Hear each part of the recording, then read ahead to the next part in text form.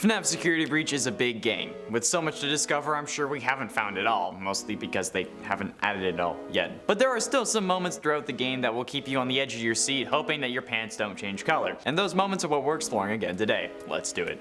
In at 10, 5:50 AM. One of the scariest parts about this game is the odd time scaling. Without progressing the story, you could spend 8 hours in this game and it wouldn't even be 1 AM. But after installing Roxy's eyes, it's suddenly 5:50 AM and you need to get out fast. Now there are plenty of things that make this section scary. Firstly, you can no longer save, meaning if you die, you have to install Roxy's eyes again, which is already annoying enough.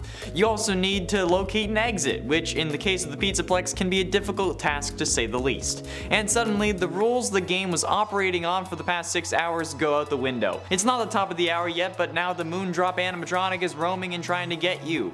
Again, despite it not being the top of the hour. And Freddy now seemingly has infinite battery. But the scariest thing about all of this is the time limit. Sure, I've spent 8 hours playing this game, but it's only been 6 in game. And now you tell me that I have 10 minutes in game, and it doesn't even give me 5 real world minutes to locate an exit in this goddamn maze? Yeah, time limits like that make everything more intense. In at 9, Phaser Blast.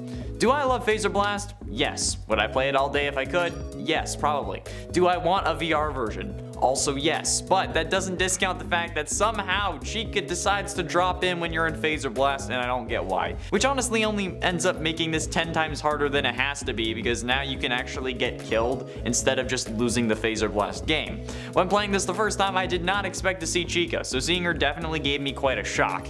And running around an enclosed space with a lunatic animatronic that is chasing after you when all you really want is to just get up close and snuggle in with those arms.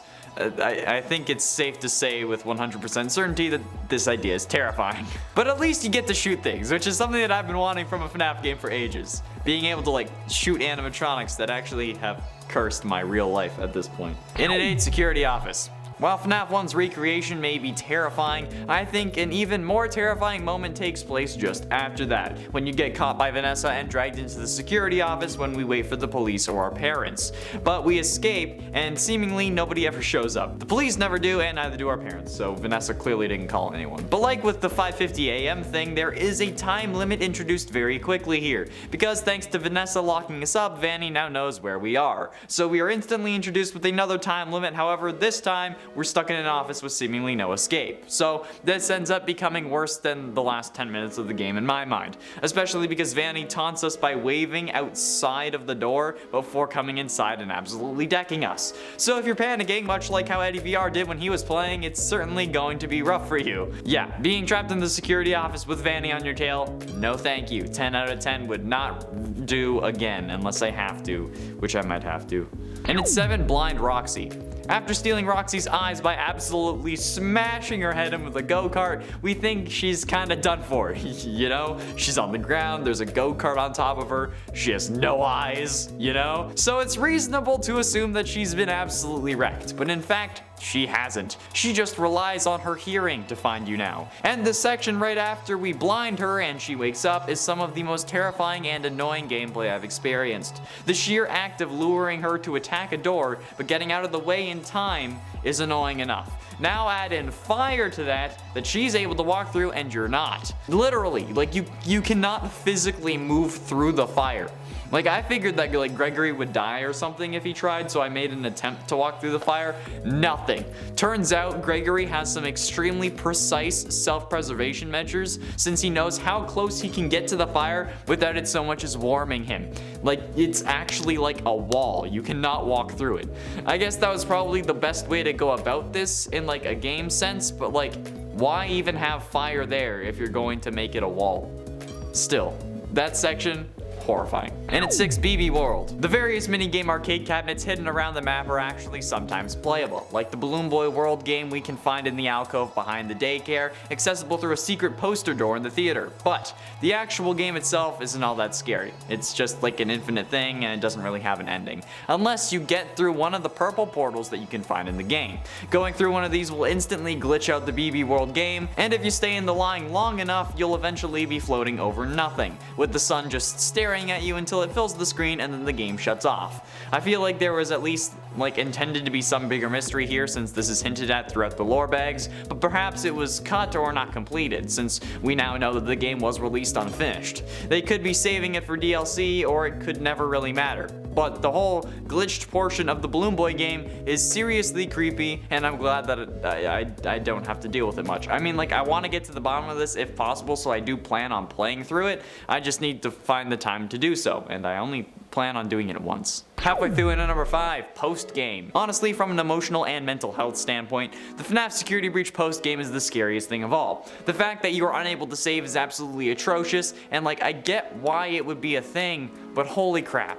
Like, now that we have this insane ability to see where everything is, including secret discs that can only spawn in when we're looking at them, we are now unable to save. If you close your game, you lose everything. You either do it all at once or not at all, and honestly, that's some of the scariest damn shit ever. I hate having my progress be regressed. Like, it feels like I'm wasting my time, and I hate wasting my time. So in addition to being a terrible game mechanic, I hate the fact that everything I can do can be lost. Like, it never happened. And that to me is one of the scariest things. But I know it's not scary in a more common sense, so I'm only putting it at number 5. But please, Steel Wool, if you're somehow watching this, even though I tagged you on my Instagram story and you never saw it, please, for the love of God, fix this in an update. Allow us to like enable post-game saving in the settings or something so that it's an option. Because like, it would be really useful if it was. Or like enable it like every real world hour. Like after an hour, the save stations are active for like 2 minutes,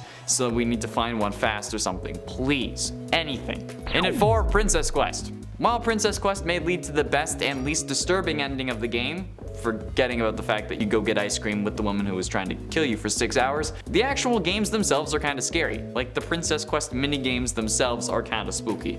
You're alone in a dark room, hardly able to see around you, and then these like possessed women rabbit things that are meant to represent Vanny come flying after you. In the first game, you have to like run down this hallway, then come back up it on a platform, grab a key from a chest, then go all the way back down the platform so you can come back down the hall. But then, after you get the key, all of a sudden there are like 10 of these Vanny knockoffs coming after you. It actually like, it made me jump a bit the first time I played it. Especially given that I have never gotten the chance to play a Princess Quest game before. It also crashed my game when I completed it, so I don't know what to make of that either. Getting close to the end, and at number 3, worst ending. I think it's safe to say that the worst ending is one of the scariest moments in this series, especially in Security Breach. This ending just has you leave the Pizzaplex at 6 AM through the front doors. However, this is labeled as the worst ending for a very good reason, since after escaping, Gregory obviously runs away from the Pizzaplex, but he doesn't seem to go to any house. Instead, he finds a cardboard box in an alleyway and then uses newspapers talking about the children who have gone missing at the Pizzaplex as a blanket. It's also worth noting that one of the silhouettes looks an awful lot like him. It's in the bottom left-hand corner. But it doesn't seem to matter though, since a red light comes on and we see Vanny's shadow appear behind us, or I guess in front of us. She finally got to us, which is really weird since, you know, we're in a seemingly random alley. So how did she find us? And how did she leave the Pizzaplex? With like the costume on and like a knife in her hand. Nobody was suspicious of that, even though like 9 kids have gone missing here? Fazbear Entertainment has some serious splaining to do. Penultimately, in at number 2, Music Man Chase. The Music Man Chase scene and the whole section that came before it with having like to reboot the West Arcade is actually one of the coolest sections in the entire series, but also absolutely terrifying. Not only does it provide another Princess Quest arcade machine, but we also get to run through the hall while an obstacle course is being made right in front of us.